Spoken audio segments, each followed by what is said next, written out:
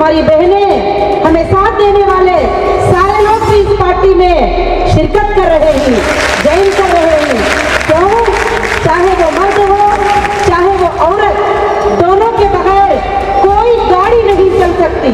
ये दोनों पहिए होना बहुत ही जरूरी है। मुझे काफी लोगों ने कहा कि ये तो महिला एम्पावरमेंट पार्टी है, हमारा क्या काम है?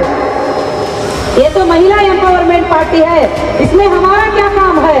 मैंने कहा कि 70 साल से आप लोग पार्टियां मनाते रहे, 70 साल से आप लोग अनाउंसमेंट करते रहे, 70 साल से आप औरतों से वोट लेते रहे, 70 साल से आप औरतों से काम करते रहे। आज एक औरत नेशनल पार्टी लाई है तो आपको क्या तकलीफ है? आप भी आप हमारा काम करो, हमें साथ दो, सपोर्ट दो, ये 70 साल का बदला अदा करो। और हमको बहुत सारी जगहों में सिर्फ हमसे काम लिया जाता है और हमारी इंसाफ हमको नहीं मिलती और हमारी ताकत हमें नहीं मिलती। जैसे अभी देश के अगर प्रेसिडेंट, देश के प्रेसिडेंट, इंडिया के प्रेसिडेंट, आप अच्छा गौर से सुनिए प्लीज, मैं सिर्फ जिंदाबाद मुर्दाबाद बोलने के लिए नहीं आई हूँ, तुमको हक बताने के लिए आई हूँ और तुमको हक सुनाने के लिए आई हूँ। अगर देश के प्रेसिडेंट तो हमारा डिमांड है कि वाइस प्रेसिडेंट औरत होना चाहिए। भारत में ऐसा कानून बनना चाहिए, भारत में ऐसा रिजर्वेशन होना चाहिए। अगर देश का प्रेसिडेंट है तो देश की वाइस प्रेसिडेंट औरत होना चाहिए। अगर स्टेट के चीफ मिनिस्टर मर्द है तो डिप्टी चीफ मिनिस्टर औरत होना चाहिए। ये कानून को लागू करना चाहिए। अगर सियासत में 100 सीट है तो तकरीबन 40 सीट औरतों को देना चाहिए और औरतों को भी आगे आना चाहिए और उनके हुकूक लेना चाहिए। अगर HR मिनिस्टर मर्द है तो होम मिनिस्टर औरत को बनाइए, अगर होम मिनिस्टर मर्द है तो HR मिनिस्टर औरत को बनाइए। क्योंकि आज मैं देख रही थी काफी पोस्टर पॉलिटिक्स के लगे हैं, आप भी गौर करिए, बहुत सारे पार्टियों के लगे हैं, उसमें खाली फेस, 100 फेस ही खाली मर्दों के। क्या तुम्हें एक भी औरत समझ में न आई जो देश के लिए काम कर सकती है कि उस पोस्टर में लगाते? क्या तुम्हें एक भी औरत अच्छी नजर नहीं आई कि उस पोस्टर में डालते? क्यों? कि औरत को सिर्फ ये समझते हैं कि वो सिर्फ काम करेगी, वो ये गुलाम बन के रहेगी। ये गुलामी का जमाना नहीं है, ये आजादी का जमाना है। हम सबको राइट है, हम सबको हक है।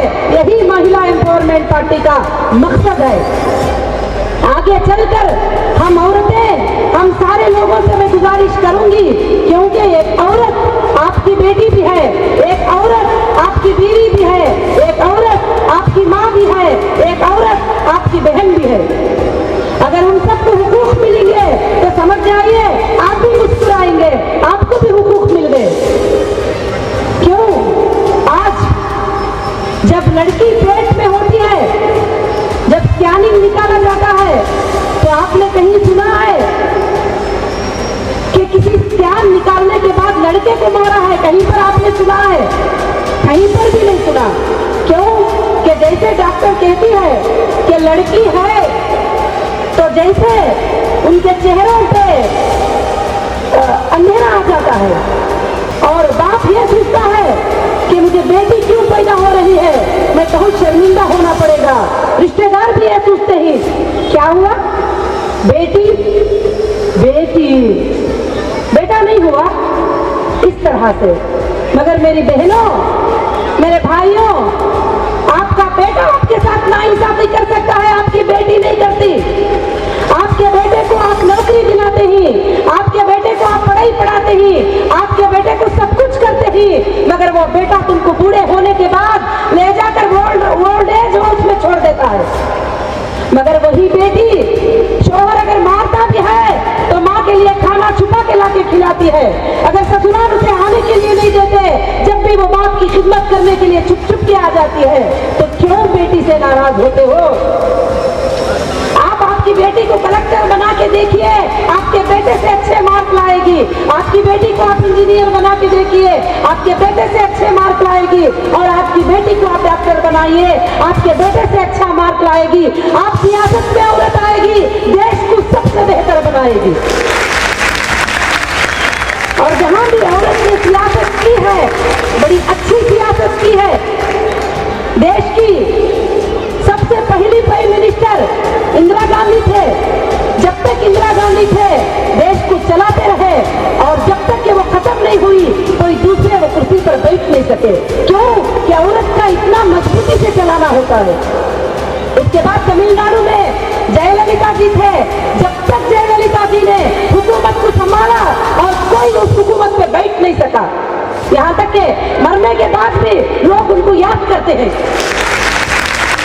वैसे ही और भी जगहों पर औरतें काम कर रहे हैं, मगर बहुत कम कर रहे हैं। तो मैं ये चाहती हूँ कि एक औरत जब चीजों को संभालती है तो मेरी बहनों वो बहुत अच्छे से संभाल सकती है। उसको आता है, उसको मालूम है बेटे की फिक्र क्या है, उसको मालूम है एक औरत की फिक्र क्या है, उसको मालूम है एक घर की फिक्र क्या है, उसको मालूम है कि रास्तों को कैसे क्लीन रखा जाए, उसको मालूम है कि घर की सफाई कैसे की जाए। वैसे ही देश की गंदगी को भी वो सफाई कर सकती है, वैसे ही वो भारत की गंदगी को भी सफाई कर सकती है।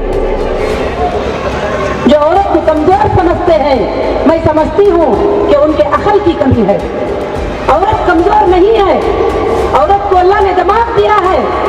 जैसा तुमको पैदा किया है वैसे ही अल्लाह ने दोनों को भी पैदा किया।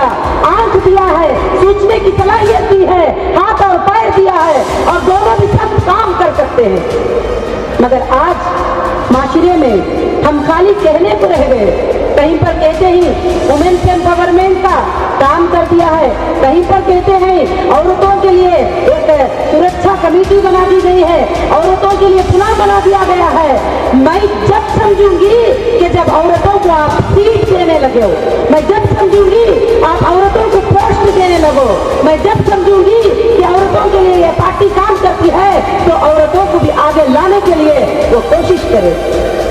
तो आज हमको बहुत जरूरत है कि भारत के अंदर एक पार्टी का आना, और उस पार्टी को चाहिए कि जो भी राजनीति के जो चेहरे बन चुके हैं, क्यों राजनीति जिसको कहते हैं तो हम 1 किलोमीटर भाग जाते हैं और कहते हैं कि राजनीति गंदी होती है, राजनीति अच्छी नहीं होती। अरे भाई, जब मैंने पार्टी बनाया और अल्हम्दुलिल्लाह इस भारत के अंदर मेरे मेंबर, मेरी औरतें 20 से 25 लाख औरतें हैं जो अल्हम्दुलिल्लाह मेरे साथ जुड़कर बिजनेस करते हैं, एम्पावरमेंट में आए हैं, काम किए हैं। जब एक दिन हमारी मीटिंग हुई, मैंने उन औरतों से पूछा कि हमको क्या काम करना चाहिए भारत में तब्दीली लाने के लिए। हम तो पैसे खर्च करते हैं, हम तो औरतों को इंसाफ दिलाने जाते हैं, हम तो औरतों के लिए बहुत कुछ करते हैं, मगर जो है हम कुछ भी तब्दीली नहीं ला सकते। तो मुझे मेरे उन औरतों ने और मैं भी मशवरा दिया कि हमको एडमिनिस्ट्रेशन में आना चाहिए, एक नेशनल पार्टी लॉन्च करना चाहिए और उसको चलाना चाहिए, और उसकी हुकूमत को लेके आके हमको तब्दील करके दुनिया को बताना है कि औरत सब कुछ कर सकती है।